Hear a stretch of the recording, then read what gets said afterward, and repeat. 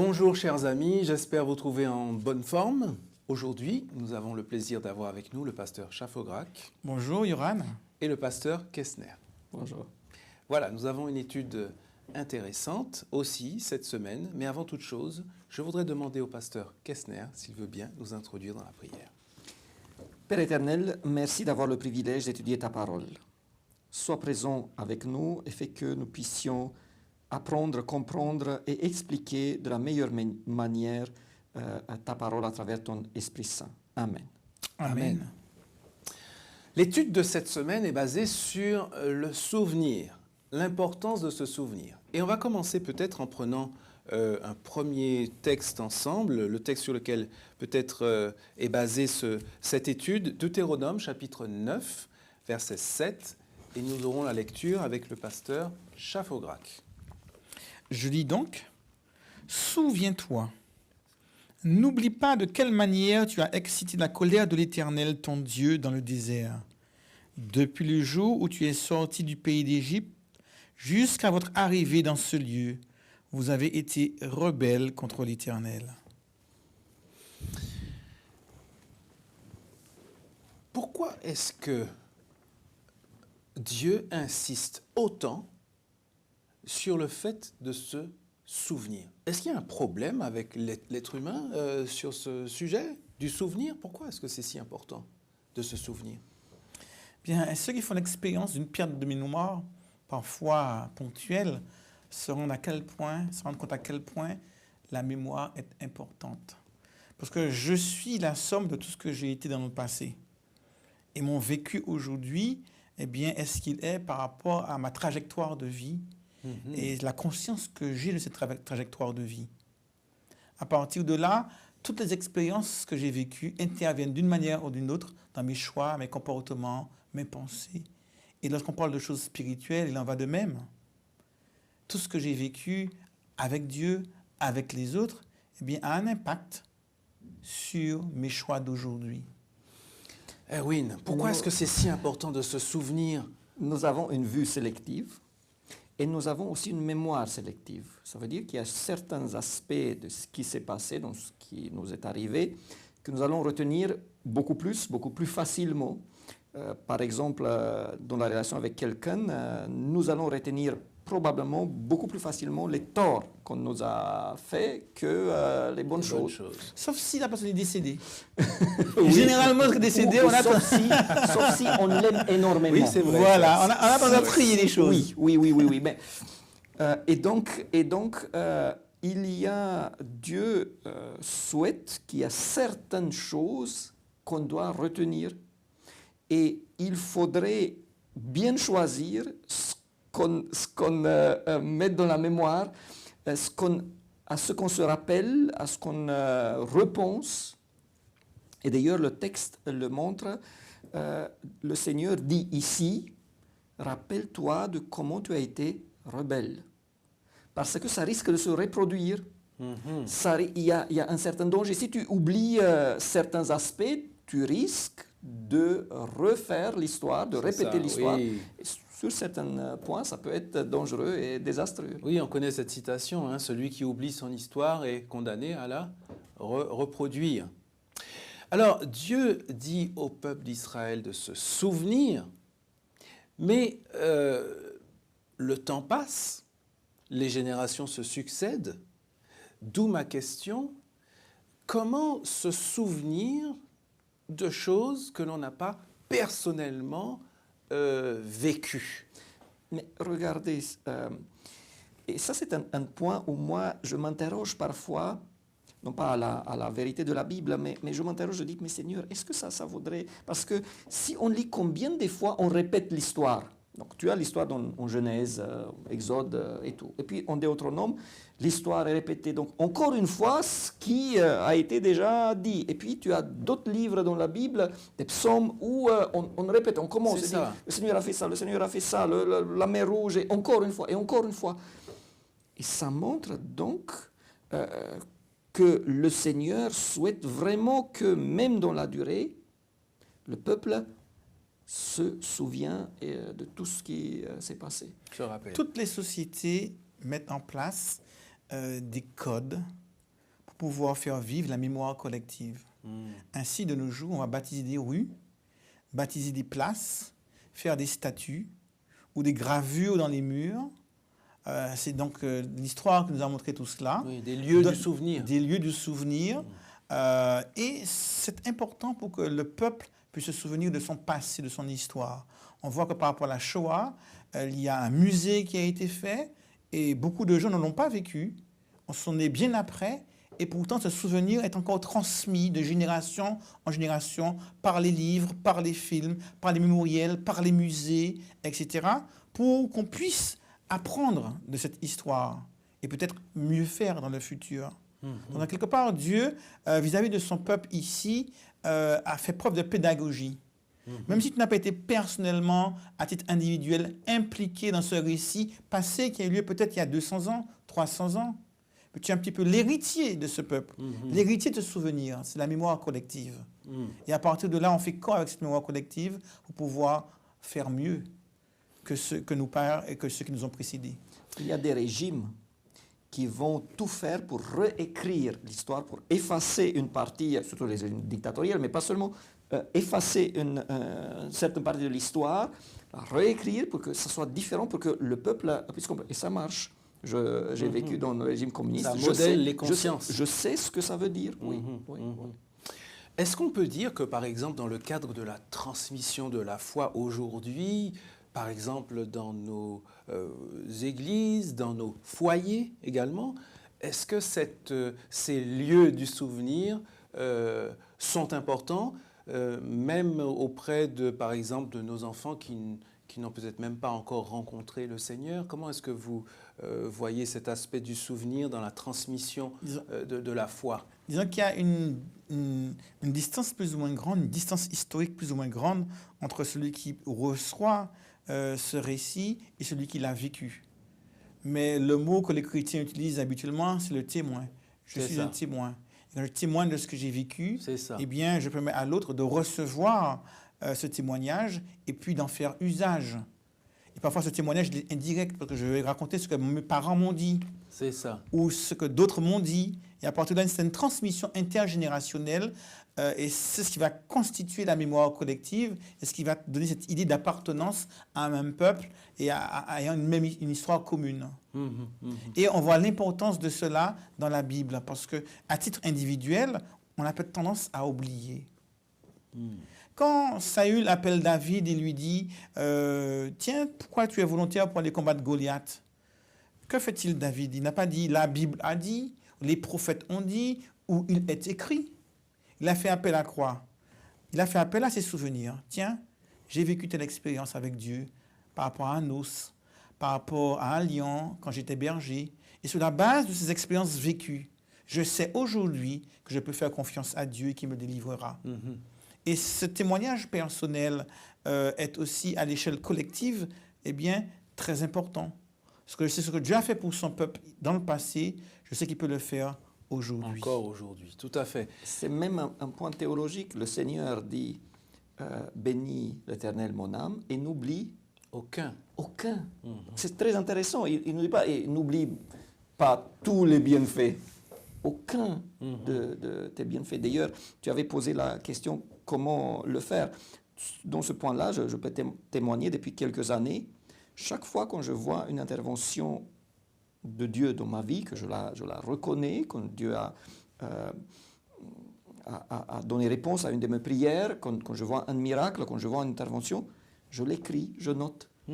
Et je me dis aujourd'hui, pourquoi est-ce que je n'ai pas commencé il y a 30 ans? Parce qu'il y a énormément de choses où je sais le Seigneur est intervenu, surtout les petites choses, après on est vite à les oublier. Et quand on regarde après combien de fois le Seigneur est intervenu, ça aide énormément pour l'avancement dans la foi et pour la confiance après, pour la suite. Un peu comme le chant dit, compte les bienfaits de Dieu. Oui, c'est ça. Mets-les tous devant tes c'est yeux. ça, absolument. C'est un petit peu ton expérience, et c'est de mettre les bienfaits de Dieu devant nos yeux en se remémorant, même si on n'a pas fait comme toi un cahier par écrit, mais toutes les fois où Dieu est intervenu, tout ce qu'il a fait pour nous, ça renforce la foi. Absolument. Devant tes yeux, mais les devant tes yeux et devant les yeux de tes enfants aussi. Ah, C'était un peu complètement. le sens de ma question également, parce que oui, parfois peut-être on a tendance à vouloir transmettre des doctrines, des croyances, et peut-être qu'il y a autre chose peut-être à transmettre dont nous n'avons nous-mêmes pas conscience Et aussi. tu dis peut-être, je dirais même, c'est l'essentiel. Quand je transmets un témoignage que Dieu a fait dans ma vie, soit un impact beaucoup plus puissant C'est ça. qu'une simple information cognitive, C'est ça. doctrinale C'est ça. de ce que dit la Bible. Absolument. Et là, on ne parle pas à propos de Dieu, on parle de l'intervention divine C'est dans ma ça. vie. Être témoin ne consiste pas à dire la théorie des choses, mais à dire ce qu'on a vécu. Je ne veux pas être témoin de ce que je n'ai pas vu, de ce que je n'ai pas entendu. Si je veux témoigner au tribunal, oui, une personne m'a dit cela par rapport à l'accident. Non, qu'avez-vous vu, entendu? C'est ce qui importe. Ce que les autres ont rapporté depuis de bouche en bouche ou de bouche à oreille jusqu'à ce que tu puisses ici venir devant le tribunal ne m'intéresse pas. Toi, qu'as-tu vu? Qu'as-tu vécu? Qu'as-tu entendu? C'est ça le témoin. Et à partir de là, il est vraiment très important de pouvoir verbaliser et dire, être témoin auprès de nos enfants C'est de ça. ce que Dieu a fait pour nous. Absolument. Je crois que c'est très important. Nos amis nous ont entendus également sur ce point dans nos familles. Très important de dire à nos enfants comment nous-mêmes nous avons expérimenté les actions de Dieu dans notre vie. Alors, j'ai encore une question justement par rapport à ces enfants dans nos églises, ces jeunes dans nos églises qui, en parlant de témoignages, qui ont toujours grandi dans l'église, n'ont pas eu un avant et un après. Comment ils peuvent être frustrés parce que leur témoignage peut être... ils peuvent avoir l'impression que ce n'est pas un témoignage spectaculaire. Comment se souvenir, quand on est à leur place, de cet avant qui n'en était pas vraiment un? Alors, je considère que chaque personne va avoir une histoire de conversion, même si ce n'est pas quelque chose de spectaculaire. Moi, je suis quelqu'un qui est né dans l'Église. Je sais qu'il y a un avant, un après. Il y a le moment où bon, tu es entré, mais puis il y a la vraie conversion et le moment où tu te tournes vers Dieu. Et tu peux te souvenir de ce qui a eu lieu. Donc, si Dieu est intervenu dans ta vie, si tu as eu des expériences, je me souviens encore de ma première expérience, j'avais 3 ans, la première fois que Dieu a répondu à une de mes prières, c'était un petit truc, voilà, mais moi je me souviens parce que voilà, j'avais fait une expérience avec Dieu. Okay. Donc, si tu fais des expériences avec Dieu, tu vas te souvenir. Et je vais aller un peu plus loin. Ce qui parfois m'attriste est que quand on raconte des expériences à l'Église, il n'y a parfois que des expériences d'il y a 20 ans, 30 ans. On a vécu des grandes choses. Comme s'il n'y en avait plus. Mais on devrait aussi faire des expériences d'une manière continuelle avec le Seigneur. Si tu es proche du Seigneur, si tu es à côté de lui, ce n'est pas possible, si tu as une vraie vie de prière, de ne pas faire des expériences. Et si quelqu'un veut faire des expériences, ma recommandation, même si ce n'est pas c'est d'aller dans le travail missionnaire, de travailler dans la mission. Et là, le Seigneur nous a des expériences. Oui. Quand Jésus a parlé de Jean-Baptiste, il a dit que c'est le plus grand des prophètes. Pourtant, la Bible ne nous parle d'aucun miracle réalisé par Jean-Baptiste. Donc on est parfois impressionné par des choses miraculeuses, grandioses, mais ce n'est pas forcément ce qui est essentiel pour Dieu.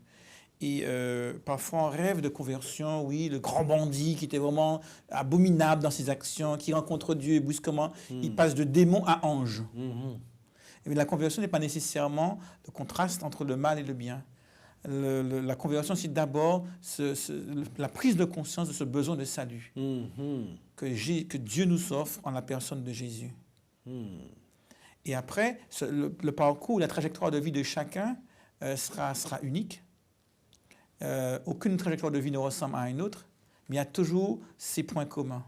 La prise de conscience de mon besoin de salut, mon acceptation de Jésus, comme sauveur personnel. Est-ce que vous... Et ça peut être très progressif. Hein.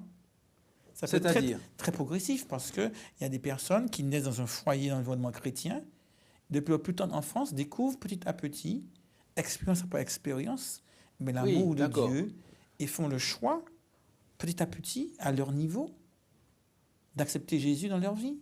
Tout à fait, oui, ça me fait penser à mon expérience, par exemple, où j'ai reçu le baptême à l'âge de 13 ans, mais ça n'est vraiment qu'à 16 ans que je ne peux pas dire que le baptême était insignifiant, Non. mais c'est allé crescendo. Voilà. Et l'expérience que tu as faite à 13 ans quand tu t'es baptisé a été peut-être la conséquence d'expériences peut-être moins visibles C'est que tu ça. as faites quand tu avais 8 ans, 6 ans, 7 ans, C'est ça, peu importe. c'est ça. Mais chacune de ces expériences a contribué à construire spirituellement la personne que tu es devenue. C'est ça.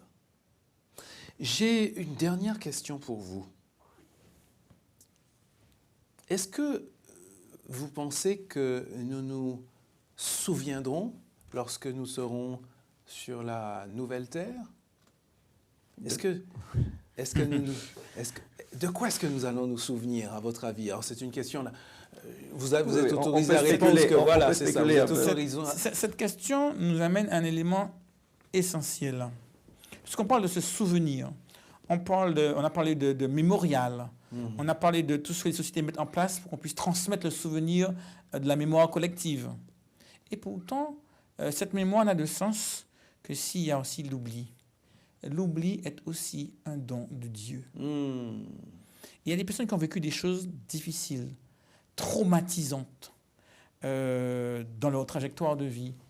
Et s'il n'y avait pas l'oubli, il ne pourrait pas y avoir de guérison. Même lorsqu'on n'a pas vécu une vie compliquée. Si je vais avoir en permanence à l'esprit toutes les mauvaises décisions que j'ai prises, toutes les choses que je regrette, et tout ce que j'aurais dû faire autrement, etc., mais ça empoisonnerait toute mon existence. Tout à fait. Donc l'oubli fait aussi partie de l'équilibre que Dieu a choisi pour nous. Je crois que Dieu saura comment faire pour qu'au ciel, nous soyons parfaitement et pleinement guéris. C'est ça. Et il n'y aura pas de guérison totale s'il n'y a pas une part liée à l'oubli. Après, est-ce à dire que je serai une sorte de masse informe et impersonnelle, ne sachant pas d'où je viens, qui je suis? Non, pas du tout. Nous serons des entités complètement conscientes de ce que Dieu a fait pour nous, du salut qu'il nous a offert, d'où nous venons, mais pourtant, cette conscience aiguë et cette douleur, cette émotion qui accompagne ces souvenirs douloureux que nous avons vécus. Il y a des traumatismes terribles, des guerres, des traumatismes, des agressions, toutes sortes de choses que nous avons vécues. Libéré d'une certaine manière. Voilà, nous en serons pleinement libérés. Et dans ce processus de libération, d'une manière ou d'une autre, l'oubli entre en jeu, mais la mémoire aussi de ce que Dieu a fait pour nous. Oui, une réflexion par rapport à ça? Je considère que on va se souvenir de tout ce que Jésus a fait pour nous. D'ailleurs, il y a ce beau passage d'Ellen White qui dit on n'a rien à craindre que d'oublier la manière dont le Seigneur nous a conduit dans le passé. C'est ça. Donc c'est pour ça que donc maintenant dans le ciel, je répète, je considère qu'on va se souvenir et on va parce que la reconnaissance. Sinon, on serait plus nous-mêmes d'une certaine manière. Oui, donc on va se souvenir de tout ce que Jésus a fait pour nous. On va se souvenir aussi de la manière dont Dieu nous a utilisés. Je vais me souvenir, je le crois, des personnes qui sont intervenues d'une manière positive dans ma vie. Mais là aussi, je suis totalement d'accord avec Jean-Jacques. Je considère que, même si je ne peux pas le dire aujourd'hui comment, je ne pense pas que si quelqu'un a eu 3 enfants dont 1 ou 2 sont perdus, qu'il va avoir ça dans sa tête pendant tout le temps. Aujourd'hui, si un parent il va perdre des enfants, ça ne va jamais passer comme si rien n'était. Il y a toujours quelque chose là-bas. Donc ça, j'en suis persuadé, moi, que ce ne sera plus le cas.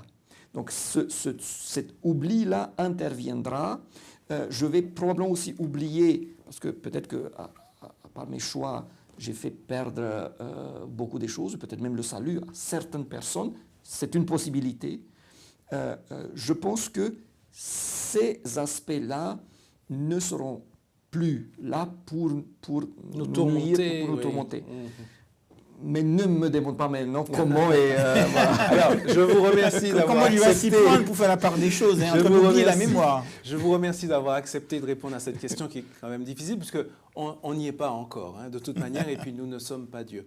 Moi, je pense personnellement, pareil, sans avoir des contours très précis, mais je pense à ce texte d'Apocalypse 22, verset 2, qui dit que l'arbre de vie, le fruit de l'arbre de vie va servir à la guérison des nations. Qu'est-ce que ça veut dire exactement? Je ne sais pas. Mais une chose est sûre, c'est que nous serons heureux là-haut. J'aimerais Là-bas. aussi ajouter un aspect dont on n'a pas parlé.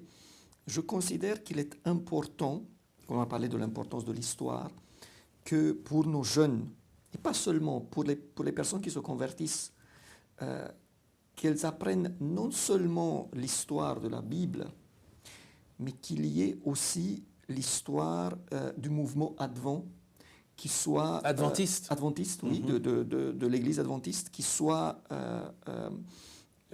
enseignée parce que il y a beaucoup de personnes qui aujourd'hui vont très vite mettre en cause l'Église, ils sont très vite à la frapper, à la critiquer, alors que si on regarde dans le passé, on peut voir quand même une ligne et le fait d'avoir une identité très forte, non seulement chrétienne, mais aussi adventiste, et d'être sûr de vivre une bénédiction énorme du fait qu'on fait partie du peuple élu, ça tient aussi de l'histoire.